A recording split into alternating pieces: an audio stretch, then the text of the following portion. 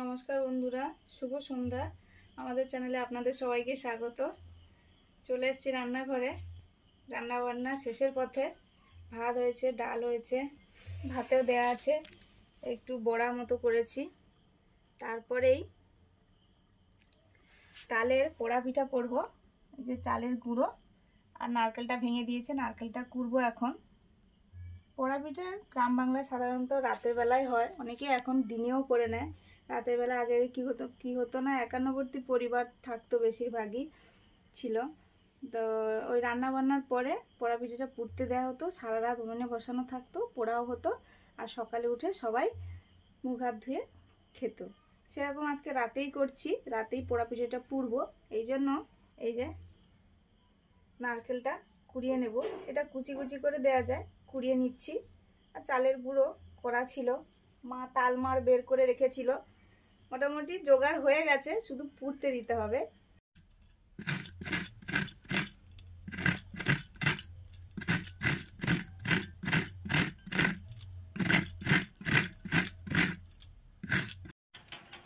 এই পোড়া পিঠাটা কলা পাতায় পোড়াতে দেওয়া হয়, এই জন্য টিউবওয়েলে এসে কলা পাতাগুলো ধুয়ে নিচ্ছি।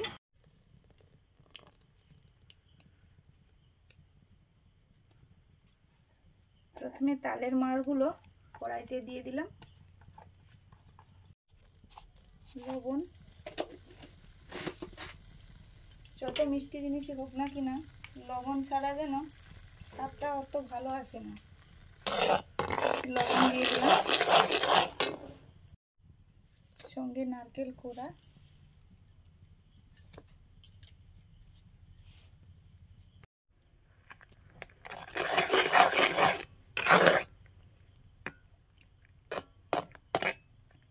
পোড়া পিঠা নিয়ে গ্রাম বাংলায় একটা আমরা শোলক বলি, আগে আগে শোলক ভাঙতো, গুরুজনেরা মানে বয়স্করা বলতো, আমরা শুনতাম, যেটা জানা থাকতো বলতাম। এগুলো খুব সত্যি মজার ছিল। এই পোড়া পিঠা হওয়ার দিন আমার ঠাকুমা বলতো, উপরে নিয়া মাঝে নিয়া তার মাঝে দামোদর ভূঁয়া। কি বলতো, এরম বলতো, মানে পোড়া পিঠাটা উপরে নিচে তো আগুনটা তাপ পাচ্ছে, আর ওপরে ওই আগুনগুলো বের করে ওপরে দেওয়া হতো, আর মাঝখানে পিঠেটা থাকতো।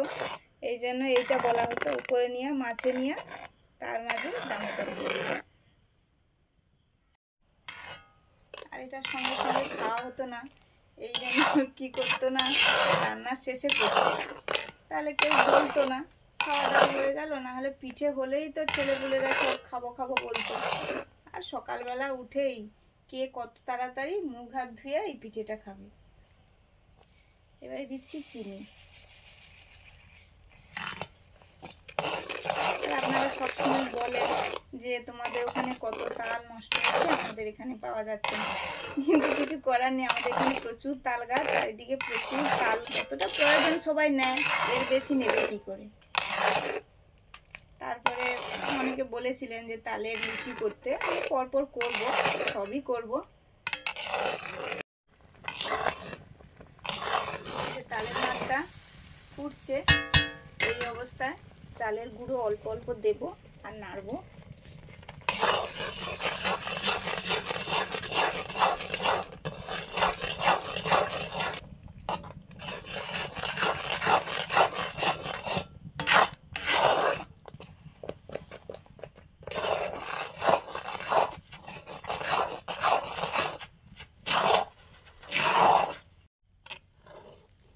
কড়াটা নামিয়ে নিয়েছি, টাইট হয়ে গেছে, এই জন্য নাড়ার সুবিধার জন্য।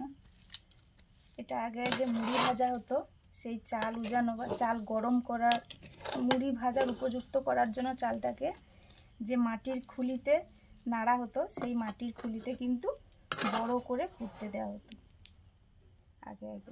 এখন তার মুড়ি ভাজা সেইগুলো নেই, সেইগুলো দিয়ে করতো, বা এরকম লোহার কড়াইতে দিত।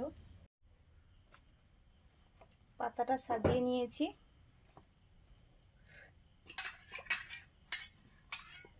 দিয়ে এবারে এই মুন্ডগুলো দিয়ে দেবো, দিয়ে হাত দিয়ে সমান করে দেবো।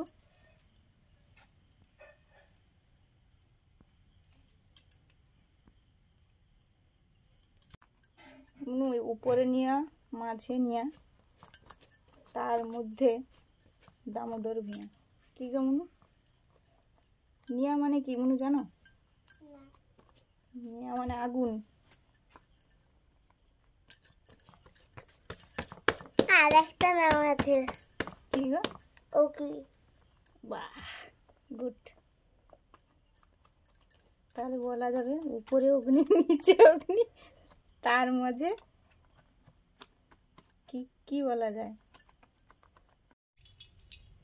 প্রথম কিছু সময় জ্বালানি দেব, এই জন্য অল্প একটু জল দিলাম, দিয়ে এই পিঠেটা বসিয়ে দেব। কলা পাতা সহ পিঠেটা ধরে কড়াইতে দিয়ে দিচ্ছি।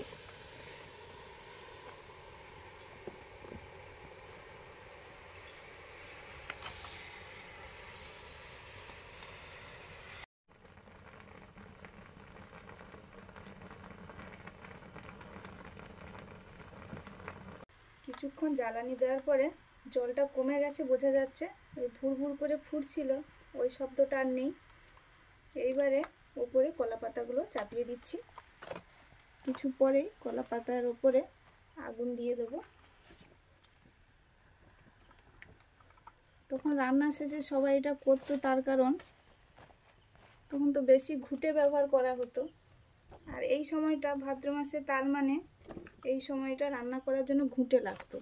বৃষ্টি বাদলার দিনে পালা খাঁচি দেওয়া হতো না অতটা, পালা সংগ্রহ থাকলেও ঘুঁটে বেশি ব্যবহার করা হতো। ঘুঁটের আগুনটা দিয়েই এই পোড়া পিঠেটা হয়। হালকা পুড়েছে ঘুঁটে, আবার পুরো পুড়ে গেছে। সেই ঘুঁটেগুলো বের করে ওপরে দিয়ে দিচ্ছি। প্রয়োজন হলে কাঁচা ঘুঁটে দিলেও ধরে ধরে পুড়ে যায় আগুন ধরে।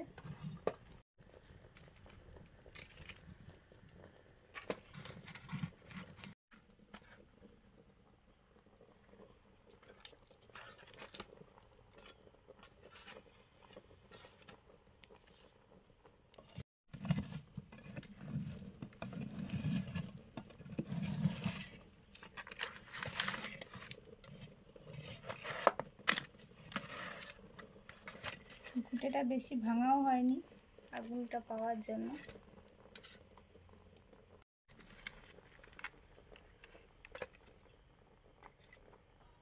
উপরে নিচে এই যে আগুনটা দেওয়া হচ্ছে, পরপর জ্বলবে, জ্বলে আবার নিভে যাবে। সেই সময় পর্যন্ত পিঠেটা হয়েও যাবে।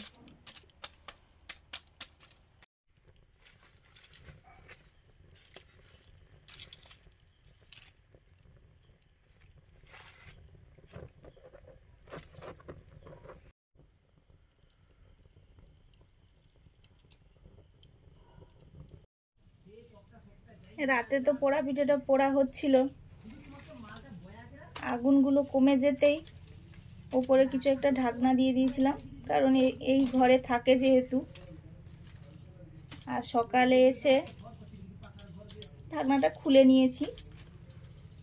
ঠান্ডা তো হয়ে গেছে, সকালে পোড়া পিঠেটা কাটবো। ছাইগুলো আগে পরিষ্কার করে দিই। পোড়া পিঠেতে একটু ছাইটাই লেগে যায়, তো সেটা একটু পরিষ্কার করে নিতে হয়।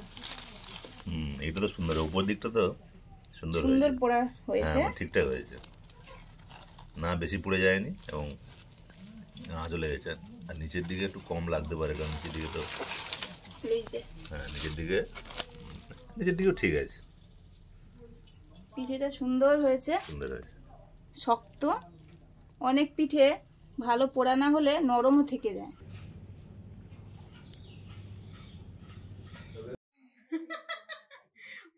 পোড়া পিঠেটা এই যে ঠিক এরকম হয়েছে।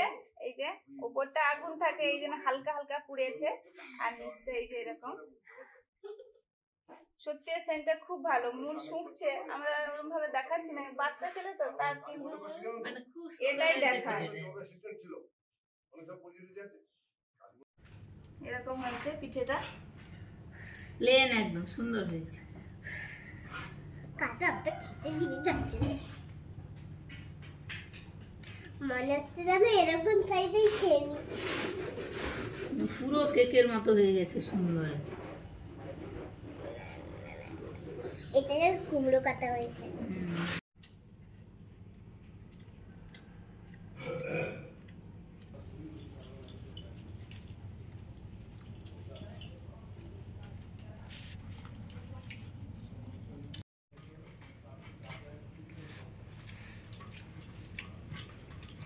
কুমড়ো কালি।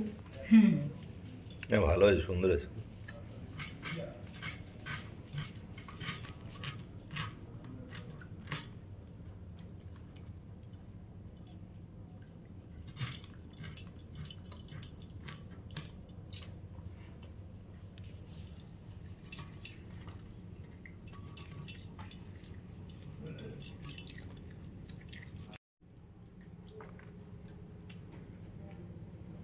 পুরো কেক। সকাল সকাল তো আমাদের পোড়া পিঠা কাটা হয়ে গেল, আর এদিকে খাওয়াও শুরু হচ্ছে। এই যে পিঠাটা যে পারফেক্ট হয়েছে এটার জন্য বোঝা যায়। এই যে হাতে একটুও লাগছে না, এরকম হলেই তবে পিঠেটা সুন্দর হয়, পারফেক্ট। আর যদি হাতে লেগে যায়, নরম হয়, চিট চিট করে, তাহলে বোঝা যায় পিঠেটা ঠিক মতো হয়নি। কিন্তু এটা দেখুন সুন্দর হয়েছে, হাতেও লাগছে না, একটুও লাগছে হ্যাঁ না। বটিতেও একটুও লাগেনি। বটি একদম পরিষ্কার।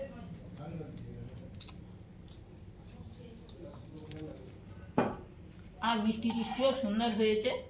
এটাতেও চাইলে কাজু কিশমিশ টিশমিশ দেওয়া যেতে পারে, কিন্তু আমাদের দেওয়া হয়নি।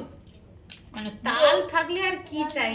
হ্যাঁ, পুরো একদম কেক হয়েছে, কেকের মতো দারুণ হয়েছে। সুস্মিতা যেভাবে বানিয়েছে ওইভাবে বানিয়ে দেখবেন, এরকমই পিঠেটা হবে একদম পারফেক্ট। আমাদের তো কবে থেকে পিঠে খাওয়া শুরু হয়ে গেছে, কিন্তু আমাদের গাছের তাল প্রথম পড়া শুরু হয়ে গেছে। দেখুন কি সুন্দর, কত বড় তালটা, আজকেই পড়েছিল, আমি কুড়িয়ে এনেছি। সকালবেলা হ্যাঁ, একটু ফেটেও গেছে। না, ফাটেনি, ওটা দাগ। না ইট রাস্তার উপরে পড়লে একটু হয়ে যায় না, লম্বা করে দাগটা ওটা এমনি দাগ। আর এই পোড়া পিঠার উপরে একটু যে এরকম আঁচ লেগে যায়, পোড়া পোড়া হয়ে যায়, ওটা খেতে দারুণ লাগে, চিবিয়ে খেতে খুব ভালো লাগে। তবেই তো নাম পোড়া পিঠা।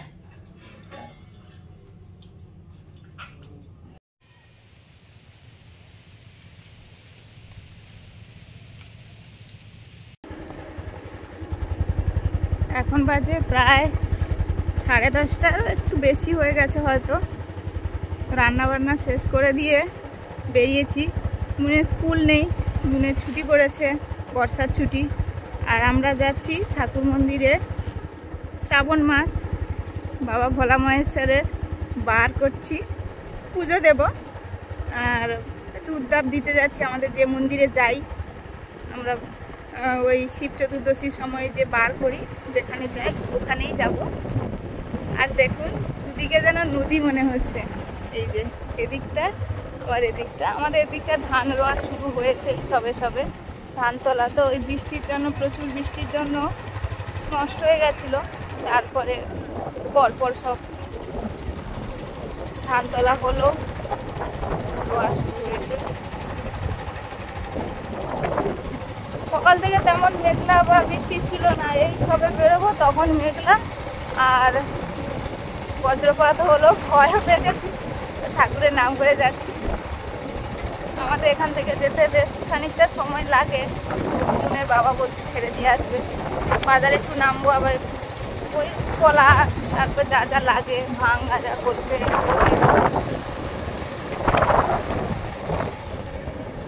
এই যে আমাদের এদিকটা রোয়া হয়েছে।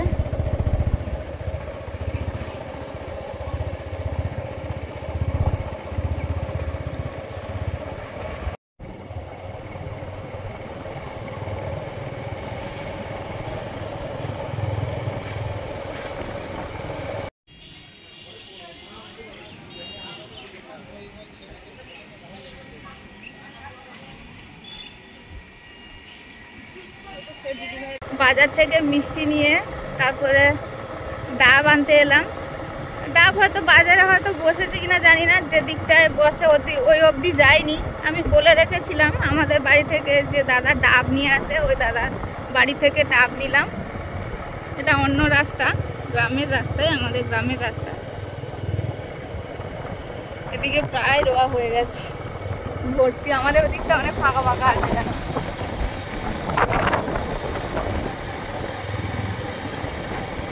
মেঘও পড়েছে বেশ। আবার কলা নিতে হবে আর পান নিতে হবে ঠাকুরের।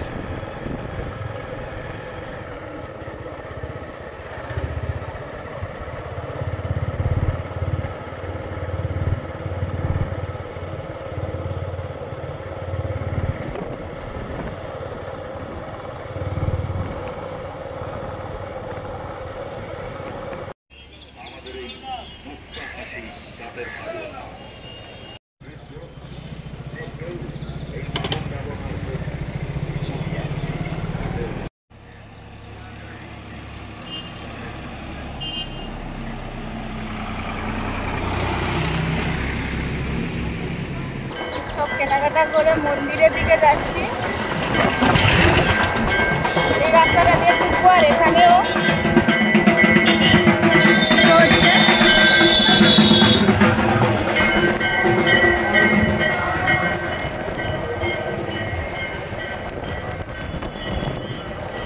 শ্রাবণ মাস, এই জন্য বাঁক কাঁধে নিয়ে চলেছে। সবসময় পুজো হয় কিন্তু শ্রাবণ মাসে একটু অন্যরকম। এই তো পূজা দেবো, আসো। বম বম মিলিরা চলেছে। মিলির বাড়িতে অনেকবারই গেছি, তো ওরা বলে বুঝতে পারিনি, দেখি বাঁক কাঁধে নিয়ে যাচ্ছে। মিলি আছে, মিলির 2 ছেলে মেয়ে, বর সবাই আছে। শুধু মেলা কি, শুধু পুজো দিতে এলেও আপনজনের সঙ্গেও দেখা হয়। আমার আজকে আরেকজনের সঙ্গে দেখা হলো না? হ্যাঁ, সবার সঙ্গেই দেখা হবে। মেলার সময় তো একটু অন্যরকম লাগে, দোকানপাট প্রচুর থাকে। এখন একটু অন্যরকম, এই মাসটা আবার একটু অন্যরকম। অন্য সময় এলে কিন্তু এত টোটো বা এত কিছু থাকে না। এখানে দেখো দোকানও বসেছে। এই যে মন্দির, বাবা ভোলা মহেশ্বর, অনেকে এসছে বাবা এখানে।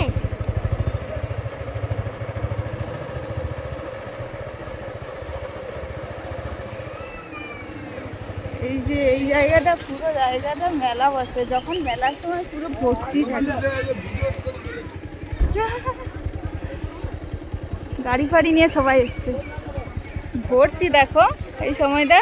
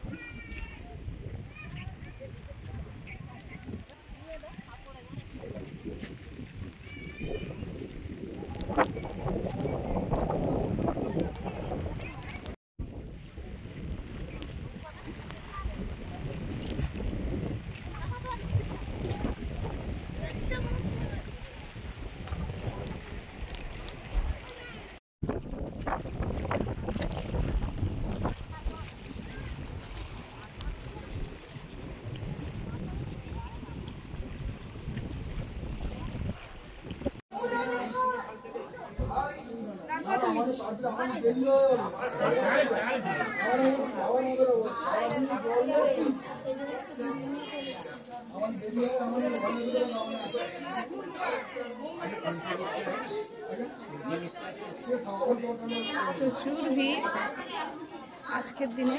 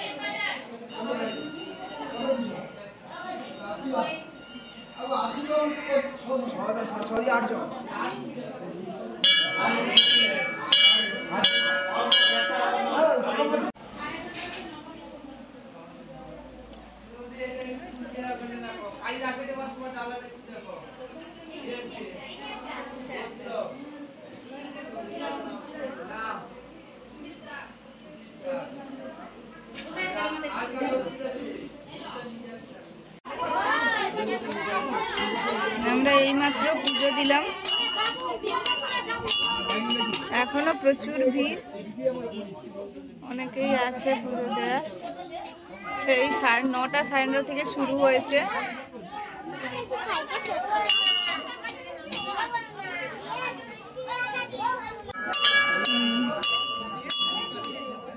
বাজা হয়ে গেল, বাজানো পরে বাজাবে।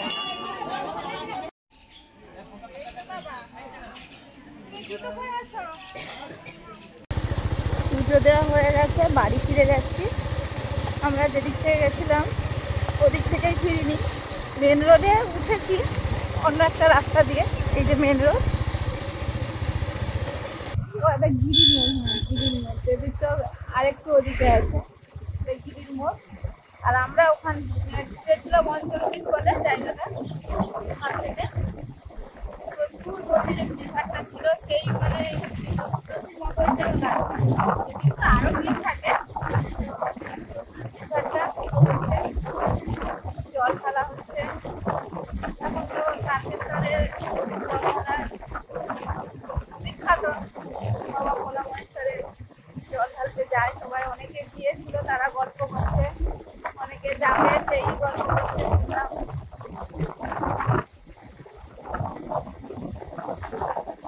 আমরাও যাবো পরের বছর। মেয়েদের তো স্কুল ছুটি পড়ে গেছে, এদের স্কুলে আর এই স্কুলটা স্কুল পরীক্ষা হচ্ছে মনে হয় সম্ভবত।